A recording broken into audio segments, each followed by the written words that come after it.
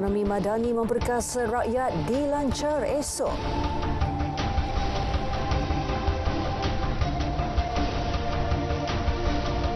Berita tengah hari edisi Rabu 26 Julai 2023. Saya Hazel Tasman.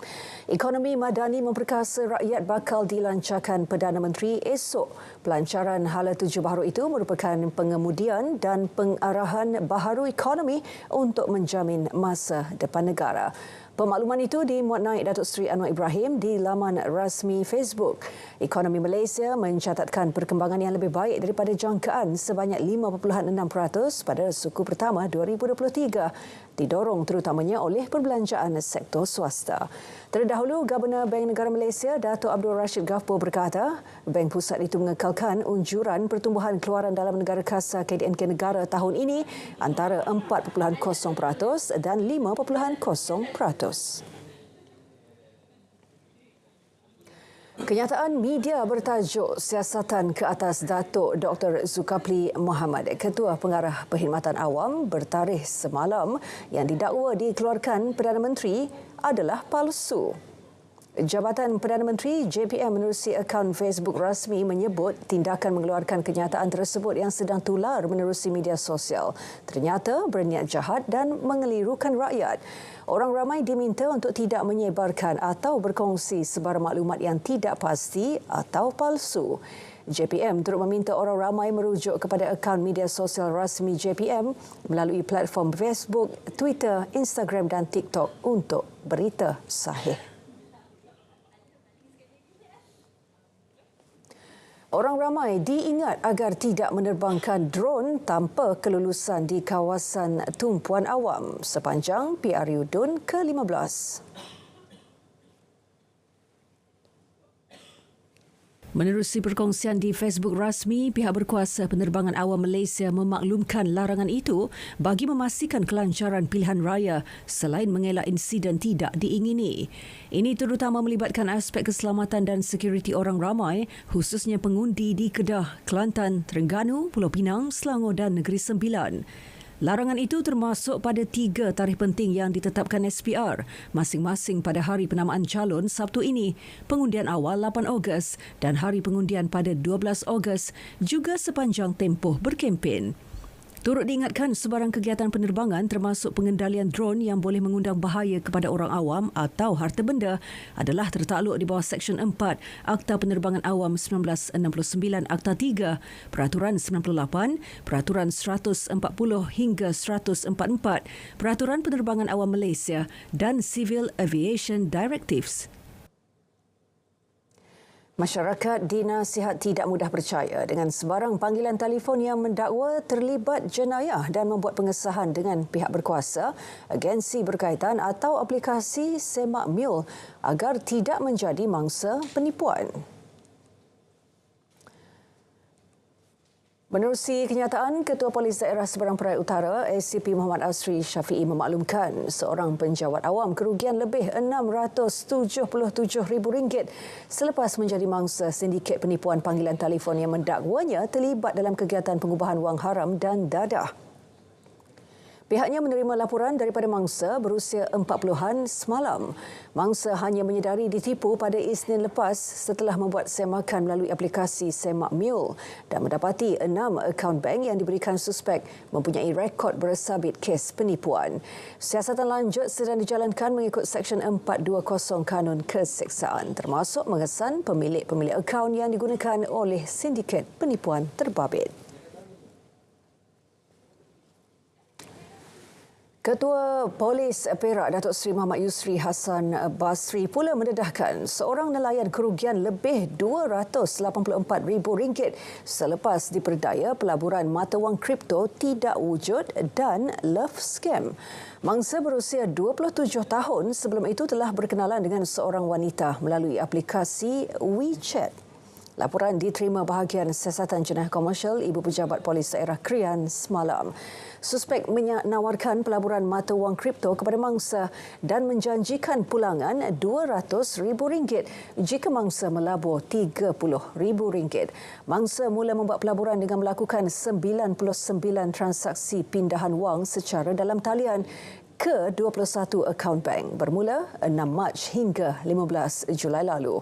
Kes disiasat di bawah Seksyen 420 Kanun Keseksaan.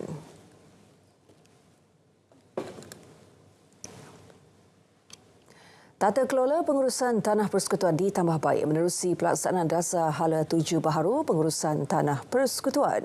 Menteri Sumber Asli, Alam Sekitar dan Perubahan Iklim Nik Nazmi Nik Ahmad berkata, menerusinya kementerian dapat membenarkan kaedah yang mengoptimumkan penggunaan tanah seperti kaedah pajakan, sewaan juga penswastaan. Jadi sekarang dasar baharu ialah diberi masa 5 tahun untuk dibangunkan. Kita perlu dapat bajet di bawah Rolling Plan dan RMK, Rancangan Malaysia, untuk dibangunkan. Kalau ada justifikasi yang kukuh, kita boleh lanjutkan 2 tahun. Dan kalau ada betul-betul kes kritikal, mungkin kita boleh bincang lagi lah untuk sekolah, hospital dan sebagainya. Tetapi ia perlu diberi masa yang sesuai supaya tidak berpanjangan. Tahun 2016. Sementara itu, pentadbiran Tanah Pemacu Kemakmuran Malaysia Madani diangkat sebagai tema sambutan Hari Tanah yang disambut setiap 27 Julai. Jelas, Menteri Bidang Pentadbiran Tanah memiliki peranan penting membantu negara mencapai sasaran strategik dalam Sustainable Development Goals SDG dan juga Teras Malaysia Madani. Vaksin di bawah program imunisasi kebangsaan diberikan kepada semua kanak-kanak yang berumur di bawah 2 tahun. Bayi akan menerima suntikan BCG dan hepatitis B sejurus selepas kelahiran. Vaksin 6 serangkai diberikan pada umur 2, 3 dan 5 bulan. Vaksin pneumokokal pada umur 4 dan ke-6 bulan. Vaksin MMR diberikan pada umur 9 dan 12 bulan. Vaksin pneumokokal dos penggalak diberikan pada umur 15 bulan. Vaksin 6 serangkai dos penggalak diberikan pada umur 18 bulan. Jalani tanggungjawab anda sebagai ibu bapa bersama lindungi vaksin berkesan.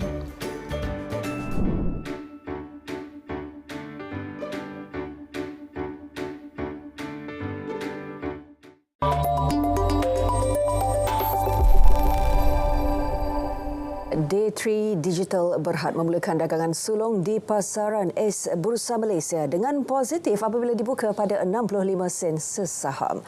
Saham penyedia perkhidmatan perniagaan global itu mencatat premium 117% berbanding harga tawaran awam permulaannya IPO 30 sen sesaham. Pengarah urusan Raymond Devadas berkata hasil daripada penyenaraian akan digunakan untuk menarik lebih ramai bakat baharu serantau bagi menyokong pengembangan syarikat.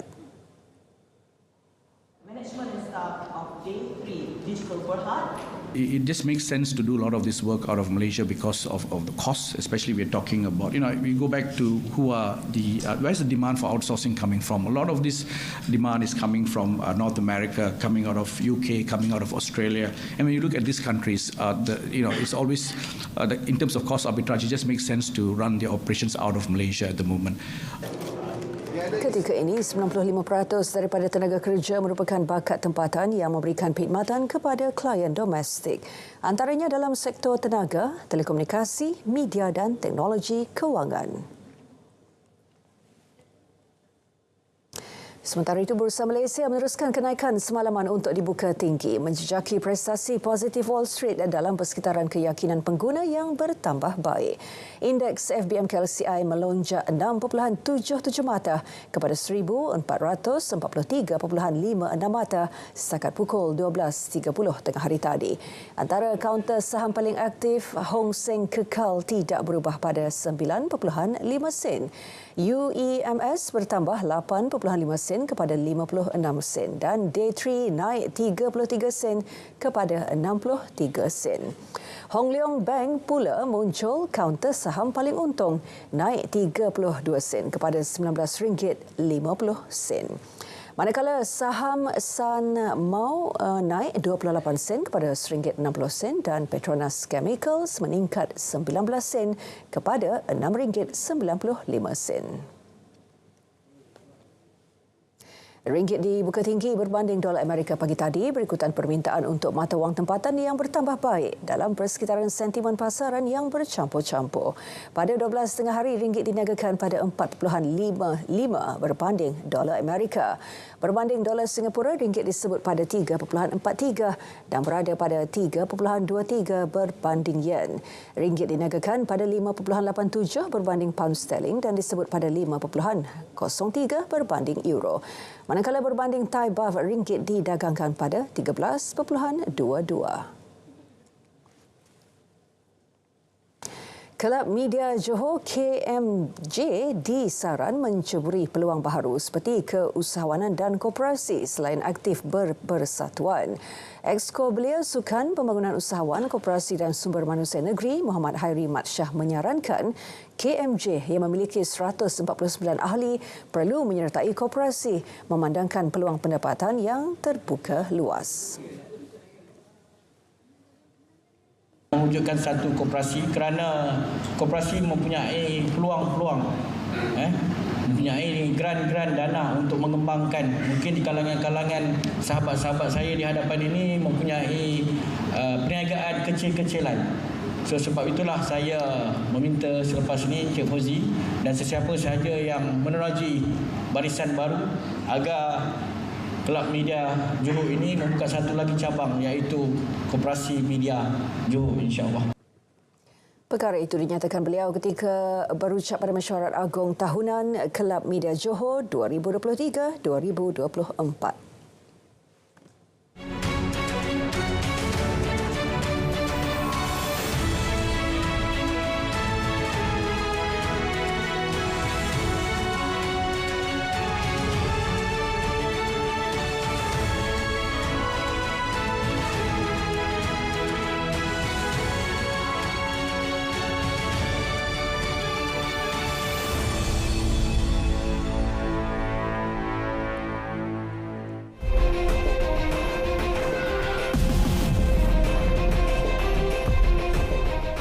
Taufan Doksuri melanda utara Filipina awal hari ini menyebabkan ribuan penduduk terpaksa berlindung di kediaman dan pusat pemindahan sementara.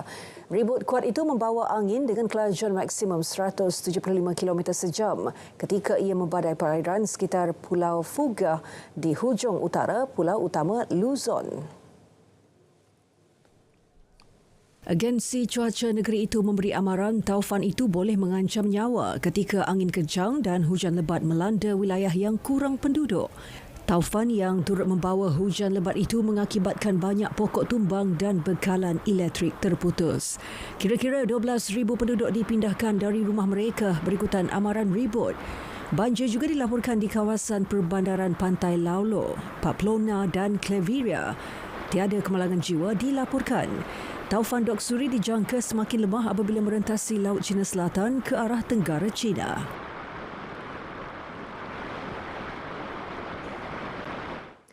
Undian ketiga memilih Perdana Menteri Thailand yang dijadualkan pada Khamis ditangguh sehingga diberitahu kelak. Speaker Wan Muhammad Nur Mata mengumumkan penangguhan itu selepas berunding dengan pegawai undang-undang dan penasihat berikutan ketidaktentuan undang-undang.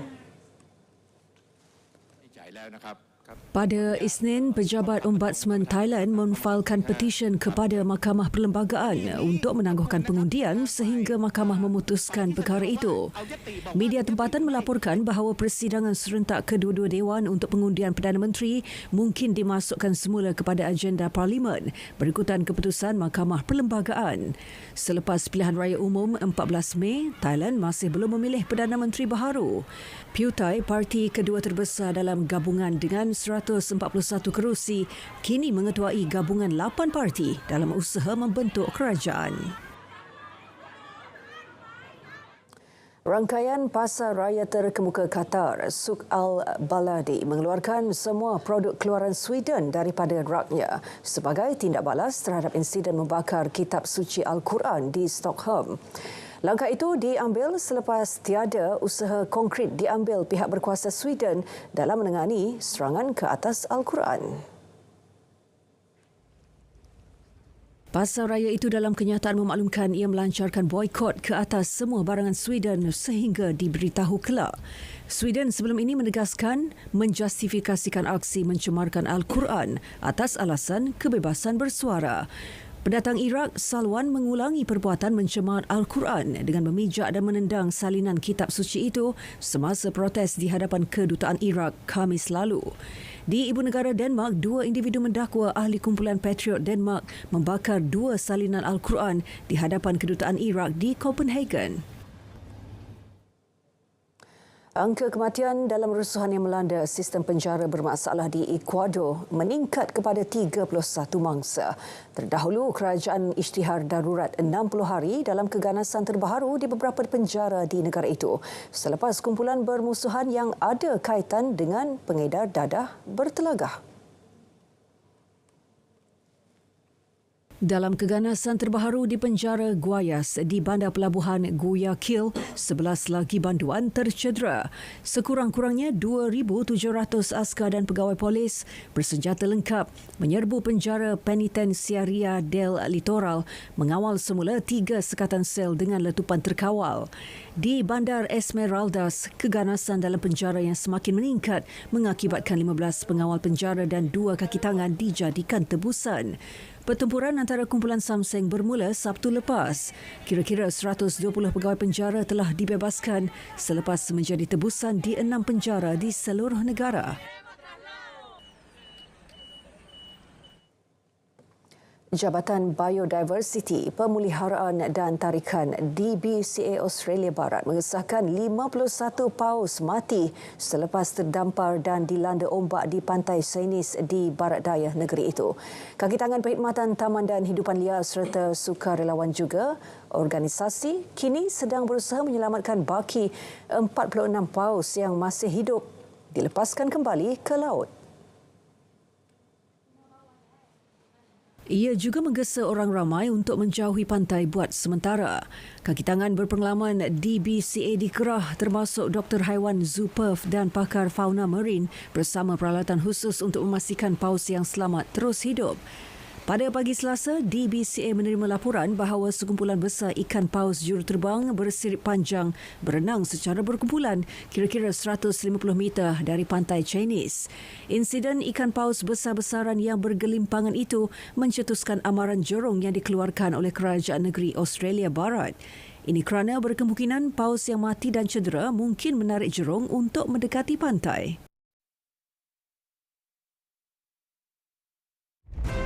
Bagaimana mengundi?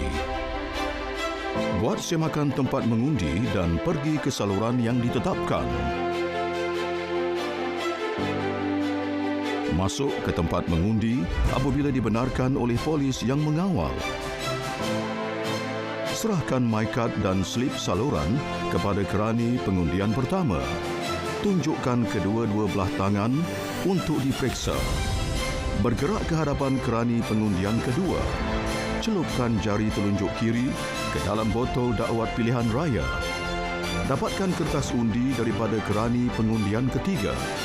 Tandakan pangkah pada ruang kosong bersebelahan nama dan simbol calon pada kertas undi. Masukkan kertas undi yang telah ditanda ke dalam peti undi. Keluar segera dari tempat mengundi setelah selesai. Laksanakan tanggungjawab anda.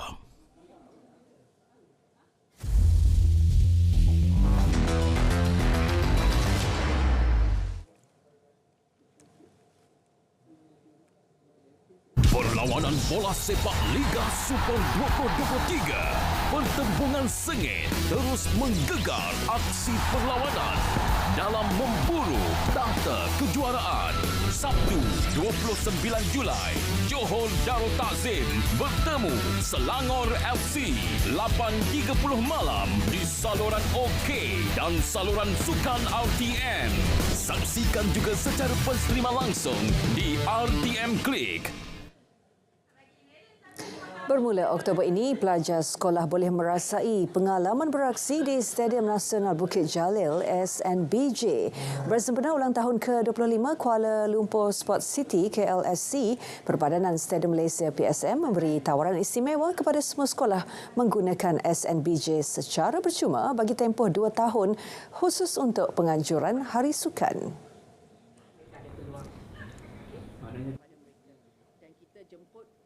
Menteri Belia dan Sukan Hanayo berkata pelaksanaan konsep merakyatkan sukan melalui penggunaan fasiliti sukan di bawah PSM telah dipersetujui dalam mesyuarat perbadanan itu pada 17 Julai lalu. Namun kegunaan secara percuma untuk sambutan Hari Sukan sekolah itu tertakluk kepada kekosongan jadual tempahan. Kita berikan pengalaman pengalaman untuk kanak-kanak sekolah berlari atas trek Stadium Nasional Bukit Jalil. Dia akan bagi mereka inspirasi untuk menjadi atlet. Mereka tahu, oh, ini adalah pengalaman yang anda boleh rasai jika anda lari trek stadium. Beliau berkata demikian pada sidang media malam penghargaan dan sambutan ulang tahun ke-25 KLSC. Turut hadir pengerusi PSM Datuk Hans Isaac dan Ketua Pegawai Eksekutif PSM Muhammad Faiz Sanusi. Selain SNBJ, PSM turut memberi tawaran penggunaan secara percuma dua venue lain iaitu Kompleks Sukan Jalan Duta dan Kompleks Sukan Bukit Kiara kepada pihak sekolah. Sementara itu, penganjuran konsert kumpulan rock terkemuka dari United Kingdom, Muse di SNBJ Sabtu ini tidak akan menjejaskan proses penggantian rumput padang baharu Zion Zoysia. Ketua Pegawai Eksekutif PSM Muhammad Faiz Sanusi berkata setakat ini rumput masih belum ditanam, manakala permukaan padang SNBJ yang diseliputi pasir akan ditutup sepanjang konsert berlangsung. Sekarang ni cuma ada sekian pitch cover dan juga teraplas. So dia tak ada rumput lah tu. Sistem saliran pengairan pipe semua dah settle lah. So lepas ni terus nak tanam rumput saja. So by end of September lah tak. Tambahnya, stadium itu dijangka sempat digunakan untuk penganjuran Pesta Bola Merdeka Oktober ini. Pemenang pingat emas Sukan Asia Hangzhou berpeluang pulang ke tanah air dengan tempat duduk kelas pertama. Insentif itu sedang diusahakan Majlis Olimpik Malaysia MOM dengan sebuah syarikat penerbangan dari China. Pengarah bahagian atlet Majlis Sukan Negara MSN Jeffrey Ngadirin berharap ia mampu membakar semangat atlet negara untuk memburu emas pada tamasya kali ini. Inisiatif daripada OSM sangat baik yang mana dapat kerjasama daripada China Airlines untuk memberi direct flight dengan kadar yang murah dan kemudahan-kemudahan yang disediakan oleh pihak airline pada pasukan negara. Seramai 293 atlet dan 108 pegawai akan mengambil bahagian dalam 23 acara bermula pada 23 September sehingga 9 Oktober depan. Boyan Hodak hari ini melepaskan jawatan sebagai Ketua Jurulatih Kuala Lumpur City FC KL City. Perkara itu diumumkan kelab tersebut menerusi hantaran di laman Facebook mereka. Hodak membimbing KL City selama 2,5 musim dengan pencapaian beraksi di 3 pentas final berbeza dan merangkul 1 kejuaraan. Hodak yang dilantik mengendalikan The City Boys pada Januari 2021 berjaya mencipta sejarah tersendiri apabila membawa pasukannya memenangi Piala Malaysia dalam musim sama dengan menewaskan JDT. Pengendali Croatia berusia 52 tahun itu turut membimbing KL City mara ke final Piala AFC 2022 dan Piala FA 2023 baru-baru ini. Dalam saingan Liga Super, KL City menamatkan kempen 2021 dan 2022 masing-masing di tempat ke-6. Sementara itu, pasukan Liga Indonesia Persib Bandung mengumumkan telah menandatangani Hodak untuk musim ini. Namun, butiran lanjut tidak didedahkan. Obor Sukan Olimpik Paris 2024 dipamerkan kepada umum buat pertama kali pada Selasa di Sungai Sin. Ia simbolik menandakan setahun lagi sebelum upacara pembukaan tamasya sukan terbesar dunia itu. Reka bentuk obor berkenaan juga didedahkan pada Selasa. Menurut perekanya Matthew Lihania, ia diinspirasikan daripada bentuk Menara Eiffel dan permukaan Sungai Sin. Antara maksud yang tersirat di sebalik reka bentuk itu adalah kedamaian dan kesaksamaan antara atlet. Antara yang meraihkan detik bersejarah itu adalah atlet Perancis, para pegawai tamasya selain kemunculan istimewa legenda pecut Usain Bolt. Olimpik Paris 2024 dijadual membuka tirai pada 26 Julai 2024. Bronny James, anak kepada legenda NBA LeBron, tidak lagi berada dalam keadaan kritikal. Menurut jurucakap keluarganya, remaja berusia 18 tahun itu kini sudah dikeluarkan dari unit rawatan rapi. Bronny mengalami serangan jantung pada Isnin ketika berlatih dengan pasukan bola keranjang University of Southern California. Menurut ESPN, dia bernasib baik apabila segera menerima rawatan di tempat kejadian dan dibawa ke hospital.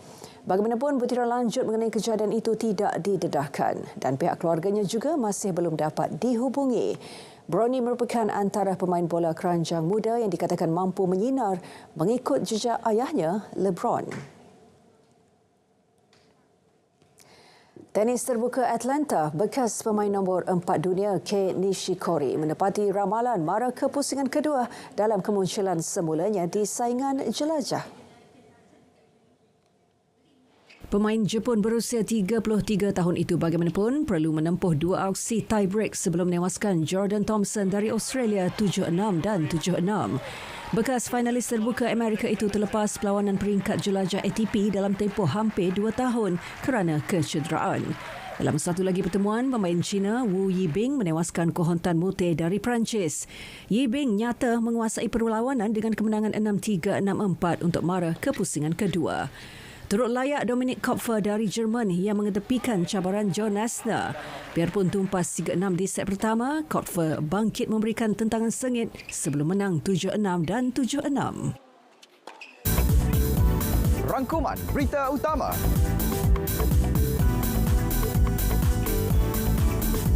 Esensi ringkas, padat dan benar. Saksikan setiap hari Kanta 744 mendahului berita.